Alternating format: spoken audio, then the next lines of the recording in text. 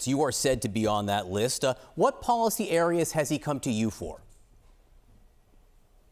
Look, I'm going to avoid any specific discussions I've had with President Trump, but talk about why I think this debate is going to be good for America if it's done the right way. Have you had policy discussions with Donald Trump recently? I had conversations with Donald Trump before the debate, and I'll be in Atlanta this evening as well. But what I will say is, in my impression, Donald Trump is prepared on his own 2 feet for this debate. My best advice to him is be yourself. Don't do what anybody else tells you to do. He's served as president of the United States, and if this is about the policy records of both presidents, and if this is about their actual policy vision for the next 4 years, this debate is going to be good for America. If it's about relitigating past grievances or attacks or accusations on either candidate, I think it's going to be bad for America, and I think that's what's at stake tonight. Yeah, and on the issue of policy, I am curious because when you ran for president, one of the things you proposed was abolishing the FBI. What have you discussed with him on that front? Look, what I said in the presidential campaign reflected my own views on reorganizing the administrative state. I think the people we elect to run the government are really no longer the ones who actually run the government, and that ought to be a nonpartisan issue. But for President Trump, the top areas of focus are the areas that matter to Americans right now: fixing the mass influx of illegal migration into this country, reviving the economy, and think about stable foreign policy as well. We're closer to World War III than we've ever been this century. It was very different under the Trump years, and I think that should be the area of focus at the debate tomorrow night. I think that's what's affecting Americans at home.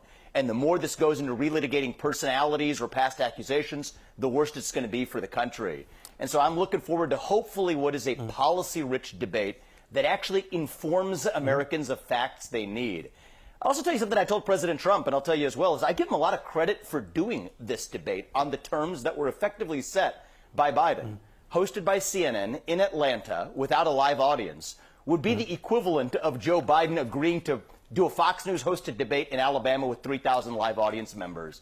So I give Donald Trump a lot of credit for that. If you're going to lead the country, you got to be able to show up. And that's exactly what he's doing. Yeah, look, every aspect of this debate was agreed to by the Trump campaign. And, Jake and Dan are award-winning journalists who are relentlessly fair. They will do a fantastic job. The only presidential candidate Republican to lose Georgia in decades is Donald Trump. So Georgia's pretty friendly territory, or should be, at least for a Republican candidate. You have some experience, recent experience on the debate stage, and you were pretty aggressive. And some people liked it, but other people didn't. For instance, the other candidates who were on that stage with you. Nikki Haley said, "You're just scum." Chris Christie called you the most obnoxious blowhard in America. So what lessons did you learn about aggressive tactics in debating? Well, look, one of the things I would say is just be yourself and be true to Americans. I think the people of this country are able to snuff through pre-prepared, pre-canned talking points. One of the things I love about President Trump is he's not a guy who just sticks to a script. He's a guy who actually speaks his heart and mind. But one piece of advice I would give him, and I've gotten to know President Trump, especially after I've left the presidential race, is he is actually somebody who deeply cares about national unity. And that does not come across in the media's normal reporting of him.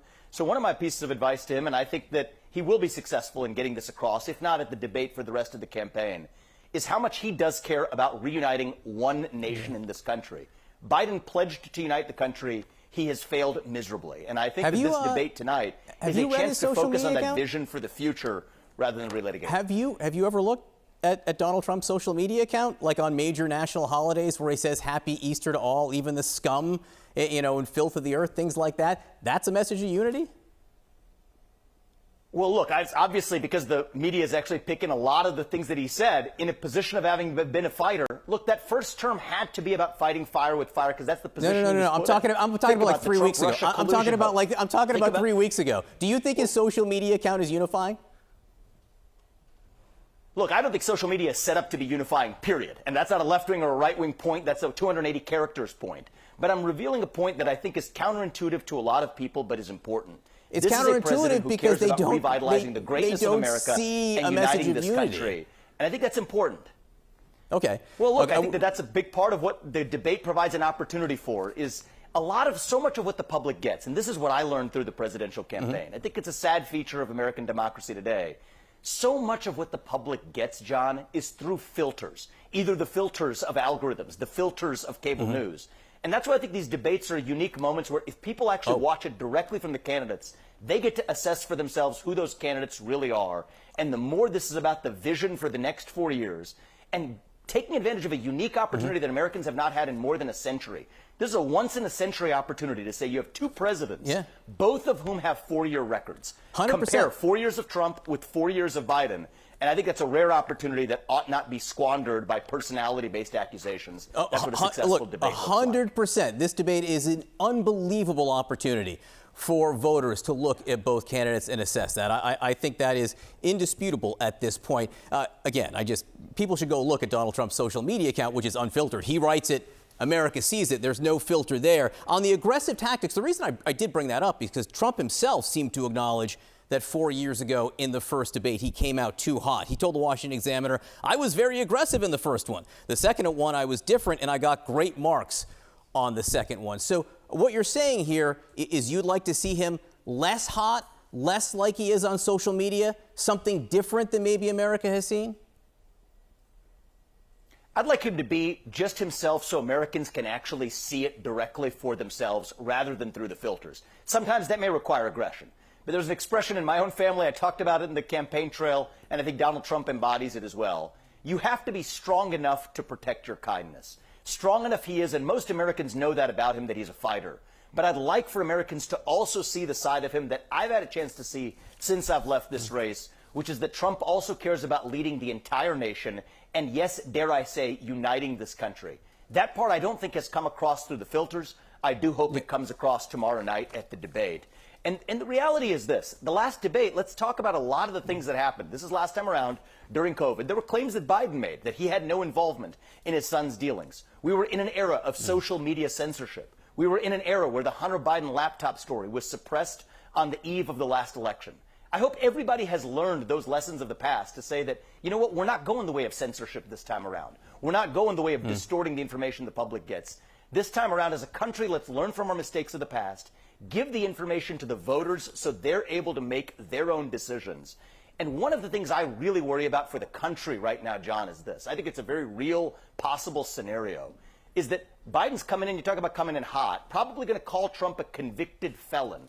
Well, let's play this out. A lot of legal experts believe this is going to be overturned on appeal or by the Supreme Court. And I worry about a scenario where, God forbid, we have another election. If Biden won it by a narrow margin and then the Supreme Court overturns it after the fact, and we know that actually affected the views of voters, I worry about this country. That's even worse than the suppression of the Hunter Biden story on the eve of the last election.